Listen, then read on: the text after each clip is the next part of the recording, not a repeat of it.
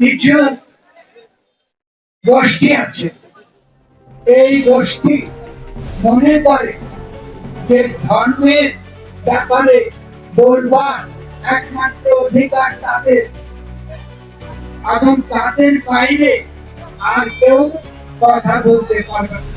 ফলে মাজার ভাঙা হয়েছে, বাউলদের উপর অত্যাচার হয়েছে, অত্যাচার চলছে। ইতিমধ্যে আপনারা জানেন অনেক বাউলের উপর মামলা হয়েছে এবং আবুল সরকার এখনো কারাগারে রয়েছে। শুধু তাই না, আমরা এমনকি সনাতন ধর্মাবলম্বীদের মধ্যে আরেকজন সাধনার ধারা আপনারা চিন্ময় প্রভু, তিনি এখানে এগুলো অন্যায়। এই অন্যায়গুলো থেকে আমাদের সমাজকে মুক্ত হতে হবে, রাষ্ট্রকে মুক্ত হতে হবে। এটা ছাড়া আমাদের সমাজের মধ্যে আমরা প্রীতি, ভালোবাসা, মহব্বতের মধ্য দিয়ে যে গড়ে তোলা, সমাজকে নতুন করে গড়ে তোলা, এটা আমরা কখনো করতে পারবো না। আমাদের মধ্যে বিভেদ তৈরি করে রাখবে, তারা মাজার ভাঙবে, মাজার ভেঙে আমাদেরকে প্রমাণ করবে একদম যে মাজারের সব ধর্ম বিরোধী। ইসলামে কোথায় মাজার ভাঙা আছে? নাই। আপনি মাজারের কোন বিষয়ে আপনার যদি আপত্তি থাকে, আপনার যদি কোনো প্রশ্ন থাকে, আপনি সেটা অবশ্যই আপনি আলোচনা করতে পারেন। আমি বহুবার বহু আলেমকে বলেছি, আমাকে একটু দেখান কোরআনের কোথায় গান হারাম হয়েছে। সমস্ত কিছু হারাম যদি আমাদেরকে তা আল্লাহর নিকটবর্তী না করে।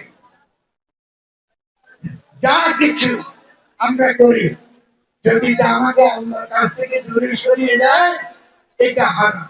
কিন্তু যে গান, যে সঙ্গীত যদি আমাকে আল্লাহর নিকটবর্তী করে, এটা তো কোরআনের কোন আয়াত নাই। এবং এটা যারা ব্যাখ্যা করেন তারা একটা হাদিসের উপর ভিত্তি করে ব্যাখ্যা করেন, কোরআনে এটা না। ফলে এই কথাটা আমরা যদি পরিষ্কার বুঝি, তাহলে আমরা যদি মনে করি যে গান শুনলে বা বাউল গান শুনলে আমার মন অন্যদিকে চলে যায়, তা আপনি শুনবেন না, অসুবিধা নেই। কিন্তু আপনি যখন মাজারকে আপনি ভাঙতে যান, মাজারকে যখন আপনি ভাঙতে যান, এটা ফৌজদারি অপরাধ, এটা ইসলামের দৃষ্টিতে অপরাধ। কারণ সহি, আমি একমাত্র সঠিক ধর্ম করি আর অন্যেরটা মিথ্যা ভুল, এটা বিচার করবার ক্ষমতা আল্লাহ মানুষকে দেয় নাই। আপনি মাজারের যদি অন্যায় থাকে, যদি মাজারের কোন দরবারের কোন কাজ এখন অপছন্দ হয়, আপনি অবশ্যই সেটা করবেন। আপনি মাদ্রাসার খারাপ কাজের জন্য আমরা কি কখনো মাদ্রাসা বন্ধ করতে বলেছি? তাহলে মাজারে যদি কোনো খারাপ কাজ হয়ে থাকে, তা আপনার বলুন, ওটা বন্ধ করা হবে, ওটাকে সংশোধন করুন। কিন্তু মাজার যখন আপনারা ভাঙেন, তখন এটা ইসলামের চিন্তার মধ্যে পড়ে না। রাষ্ট্র তো রক্ষা করবার কথা, তাহলে যে রাষ্ট্র মাজার রক্ষা করতে পারে না, এটা একটা কি ফৌজদারি অপরাধ। ফলে ফৌজদারি অপরাধ যে রাষ্ট্র ঠেকাতে পারে না, এই রাষ্ট্রকে মানবার কোন ব্যাপার নাগরিকদের নাই। কারণ রাষ্ট্র আমাকে রক্ষা করা, রাষ্ট্র মাজার রক্ষা করা, রাষ্ট্র আমার বাড়ি ঘর গৃহস্থল রক্ষা করা, রাষ্ট্র আমার সম্পদ রক্ষা করা, রাষ্ট্রের সম্পদকে রক্ষা করা, এটা রাষ্ট্রের দায়িত্ব।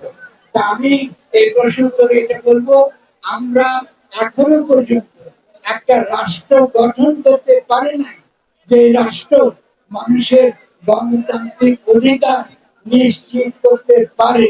আমি মাজারে যাব নাকি কোথায় যাব, এটা আমার গণতান্ত্রিক অধিকার। যখন রাষ্ট্র এই গণতান্ত্রিক অধিকার রক্ষা করতে পারে না, তখন নিশ্চয়ই আমাদেরকে রাষ্ট্রের ব্যাপারে প্রশ্ন তুলতে হবে।